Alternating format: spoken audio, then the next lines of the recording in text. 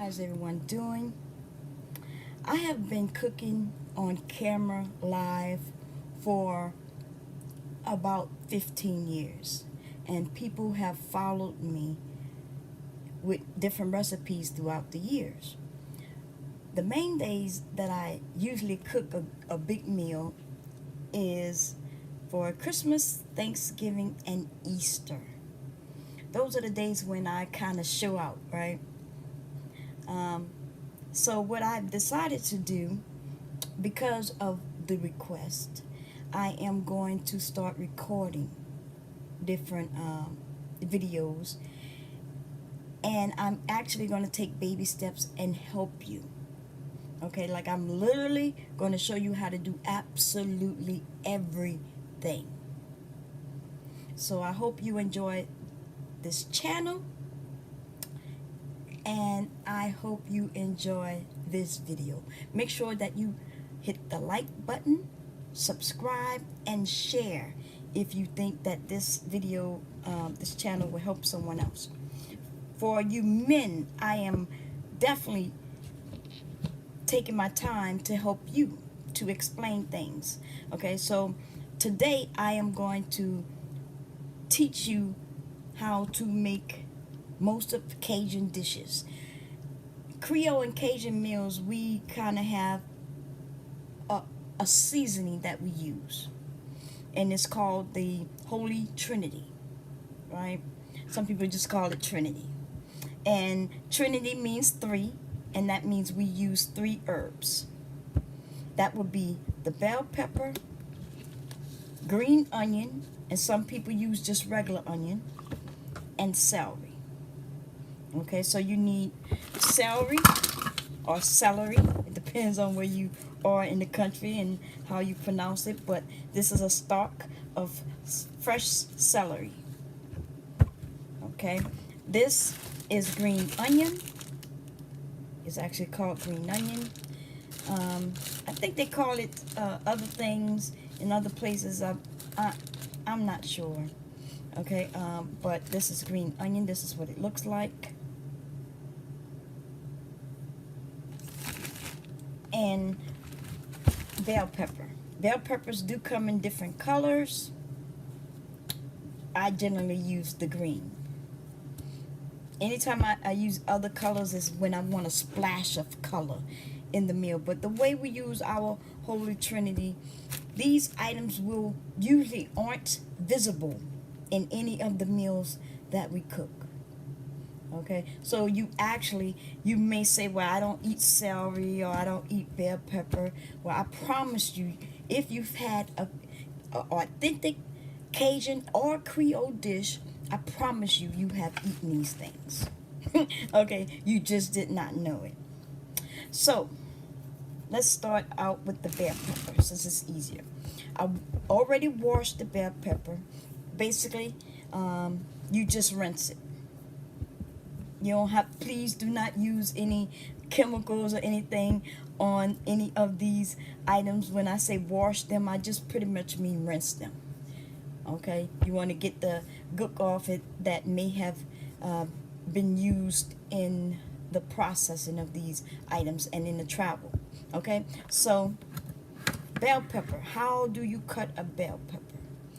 I like to stand the bell pepper up this way, upright, and find one of these creases. See that? Straight down, like that. Find another one. Actually, you don't have to do the next one, but the follow. You want to do at least 3 of these. So you do the same exact thing, and then you find another one. Not the next one, but the one before that, or even in between. Okay? Some people wonder why I'm doing this. Well, I'm making it easy for you. So you've seen that I did several cuts. I did one here, one here, one here. Now what I can do is actually pull this. I turned it over. See, this was the top. I turned it over, and I pulled like that. And this portion of the bell pepper I do not use. This is trash. Okay, this is trash. So I will dispose of that. Hit these out like this, and this is your bell pepper. Okay, so let me show you how I cut this. I take one portion, I set it this way. How I hold my knife, this handles like this. I have my fingers away from the blade. You see that? But I'm holding it because I can do this. I can cut. I can actually do this motion. And my fingers are nowhere near the blade. Or I can even do this motion. So it's a way. Take a portion and just slice and slice and slice and slice. See that? That's 4. So I'm usually quicker with this, but I'm going to slow down for you all's sake. I need you to keep your fingers away from the blade. Even this finger, this hand that's holding it steady, you need to keep it away from the blade. When it gets too close, turn the item. And make sure, see how this hand is away from the blade? Keep your fingers away from the blade. Safety first, ladies and gentlemen. Okay, safety first. So what I'm going to do is continue to do the rest of these really quickly. I need you to take your time until you master this, okay? So take your time, but I'm going to do this quickly for the camera's sake.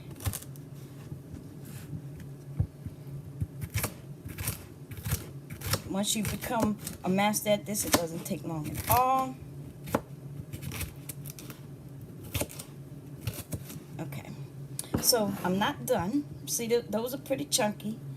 You might see something like this in your Asian cuisine, where you actually eat the green onion and know that you're eating green onion, right? But in Louisiana cuisine, it's a little different. So I'm going to turn this a different way. I piled it up this way to that. And now I'm going to use the knife differently. Now I'm actually going to hold the knife like this. Right? Make sure you have your area here. I'm going to put the knife down in right here in the beginning of where I want to cut, and I'm going to take this hand and put it on top, and I'm going to slice down and move it a little bit and slice down and move it a little bit and slice down and move it a little bit and slice down and move it a little bit and slice down and move it a little bit and slice down, move it a little bit back and slice down. And this is what you're going to do. You put it back all together, and you see that? See how I'm doing this? Take your time. Make sure your fingers are away from the blade and slice down. Put your pressure on this. You want to control it, right? That's why you're holding this. You're actually helping control it. But this side, the handle, is where you're controlling where you're cutting, where you're moving. You're actually just keeping your hand on this side to keep it straight and steady, and do not put your fingers or hand underneath that blade. And you can go back and forth if you want to. I usually stack it back up and start again. Stack it back up. You see some big chunks, you make sure you throw them in the middle and the center so you can get them.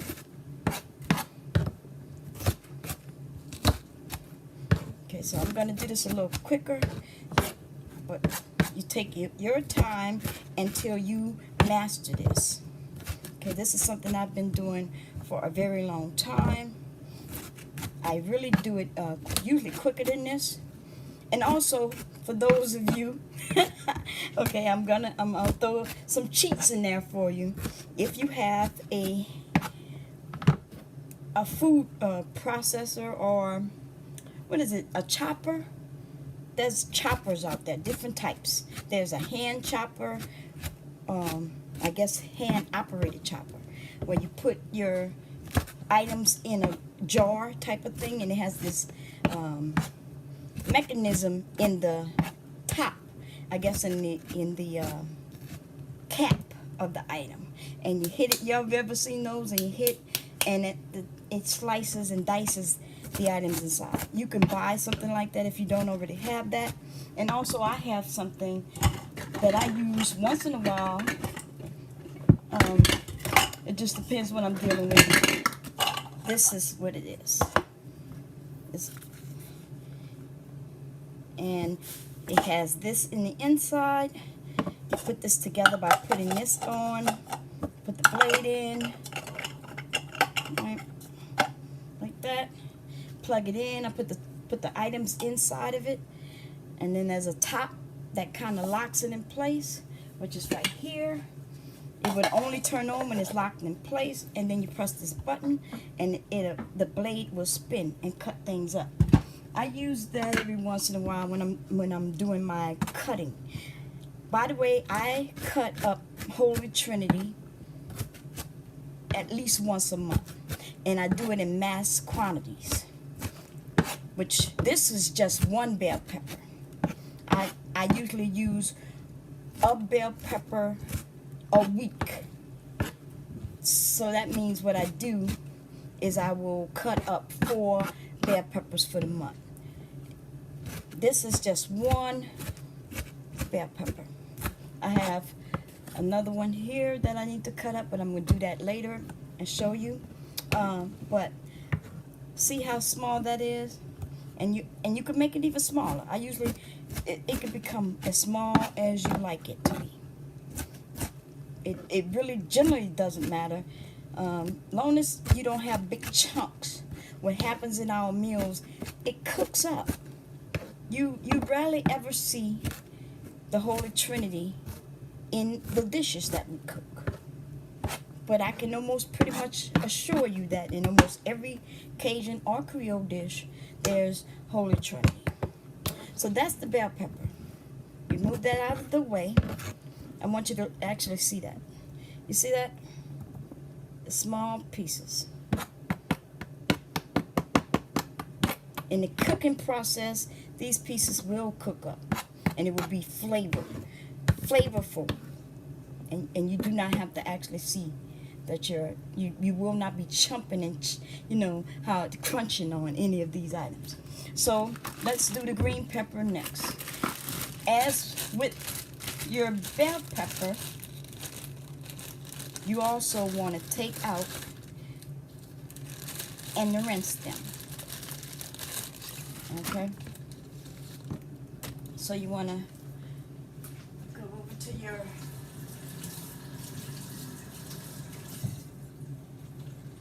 rinse. Okay, so I usually do a couple of these at a time. A few, should I say. 3 or more at a time. So what I'm going to do, I'm going to show you, let's do 3, since I'm showing beginners, right? I have 3 of them. I lump them together like this. And then I go to take off these roots. You want to take those roots off. You don't want to take too much off. You just want to take this portion here off. Okay? Put that in the trash, which I keep close to me. And then, again, remember how I had the knife in the beginning when cutting the bell pepper? So I can do this motion here, or this motion. So it's pretty much this motion. Okay? I don't even have to move the knife itself. In fact, you can keep the knife in the same area if you want to use this hand to control the items, and you will slide them. So the knife will be going this way or this way, whichever way, and you will use this hand to slide. Okay? So let me give you an example. Here, the knife is in the same area, and I moved it, and then the knife is in the same area, I moved that. Okay? I usually go in one direction when I'm going fast. It's usually, but if I wanted to make sure that everything was the same size, which I'm not really caring about now, but there's some dishes where you want certain items to be the same size. If you're dealing with carrots or anything that's visible and that adds color, or something like that, you might want everything to be even, like cucumbers, carrots, different things, different meals. Okay, so I'm not sure if you saw that, but see how I cut that. And I would do the same thing that I did with the bell pepper. I would lump it up, and then I would just make sure that I don't have any big pieces, which I do not have. I didn't have any big pieces. This is pretty fair and easy to cut. Okay, you add that with the bell pepper. You actually mix that in. All right. And what is next? So we have the bell pepper, the onion, and by the way, some people use other types of onion, yellow onion, white onion, whatever type of onion you want to use. In my family, we use green onion. I may also use onion, but for my Trinity, I actually always use green onion. So with my celery, I will take 3 stalks of celery. Most of the time, celery has dirt in here. That's why it's very important to rinse your celery as well. Okay, so let me go ahead and do that.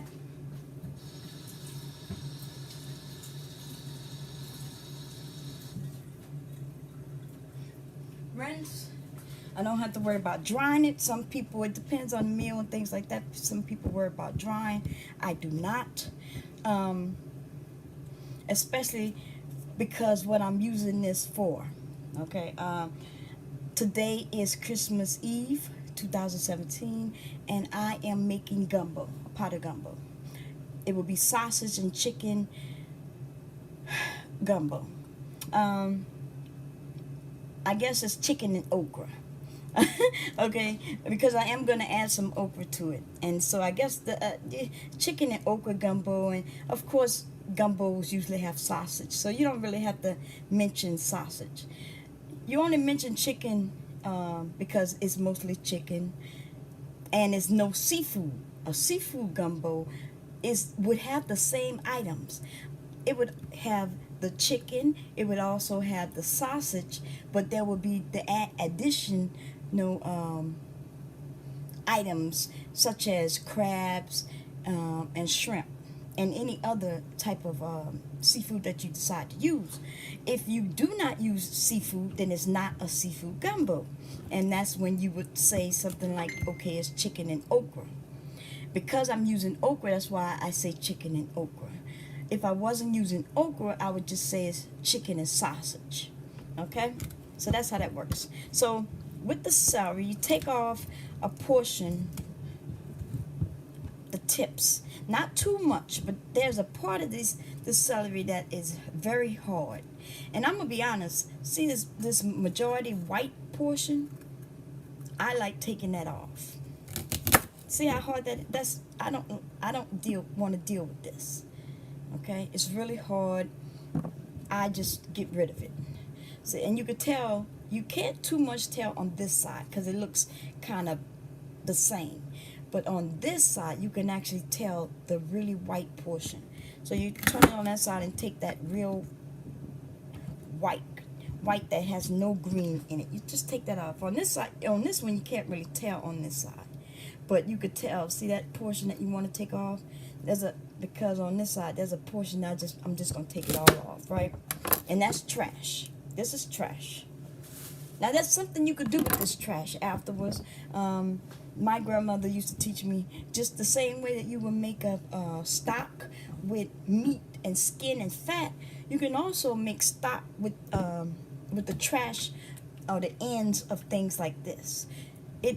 Because it still has the flavor, right? And some of these things, it just depends on what the things are. Okay, and also some of these things you can toss in some water and grow. Once it catch root, you can actually put in some soil and grow your own instead of always purchasing it. Okay, so let me tell you how I usually do this. Because you are fairly new. I'm going to do it not the way I usually do it. I'm going to show you how you should do it in the beginning. Take one stalk and split it down the middle. From maybe this point, from a point up here, and go straight down. Or you could slice it this way. I'm not sure if you can see that. See how I sliced that? I went from here, and then I sliced it down. And I split it.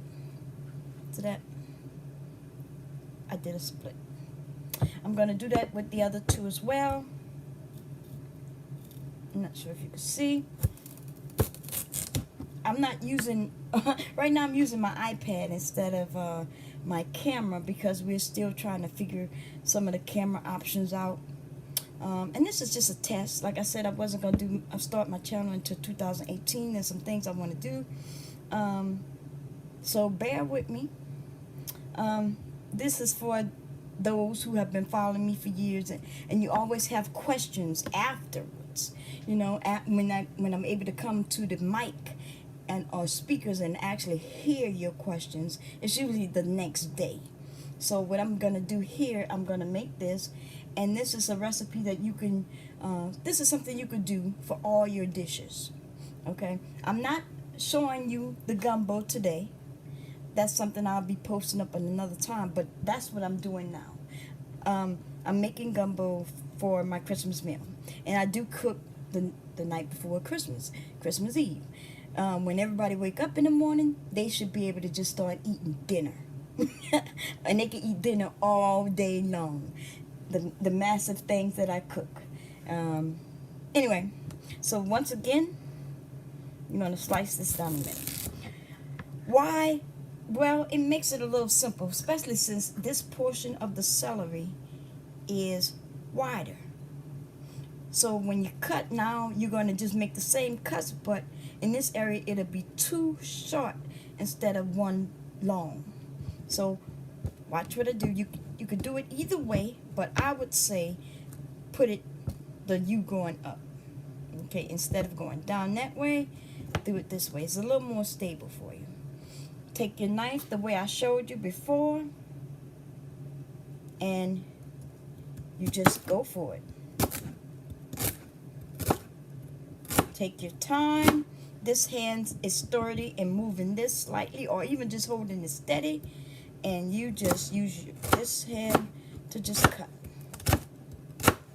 As you get used to it, you'll be able to sound like this.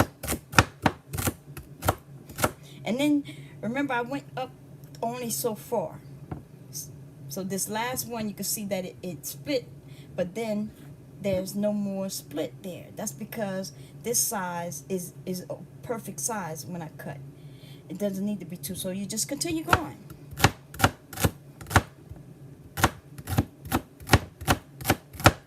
Okay, just continue going. Some people throw this away. I may take the leaves off, right, and use it for something else, or put it in the trash. But I actually do use this as well until that end, if it depends on what that end look like. Okay, so now I'm not actually done with this part of the celery because I want it to be even smaller than this. So remember how I showed you how I'm gonna do that? I'm gonna hold this knife like this. I'm gonna put the knife down this way. I'm gonna hold this and I'm gonna chop down. Move it and chop down. Back and forth. See that? This part of the knife always stays on the ground. Where my hand is, it's always on the board. It doesn't move off. You see it? I'm only rocking. And you remember to keep your hands out from under that blade. Okay? I only see actually one big piece chunk there. And see how small them pieces are now? See that?